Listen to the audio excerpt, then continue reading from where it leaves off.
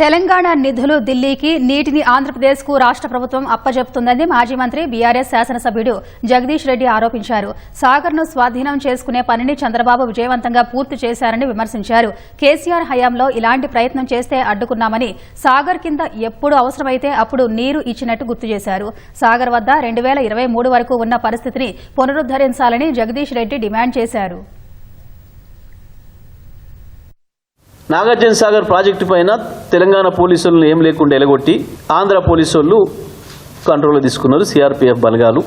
CRPF అనగానే central ఫోర్సే కదా అని మాట్లాడతారు. తెలంగాణకు సంబంధించిన ములుగులో ఉన్న ఫోర్సెస్ ఇన్ని రోజులు అక్కడ ఉంటే ఎందుకు వాటిని నిన్న ఎలగొట్టి ఆంధ్రప్రదేశ్లో ఉన్న విశాఖ బెటాలియన్ తీసుకొచ్చి పెట్టిండ్రు?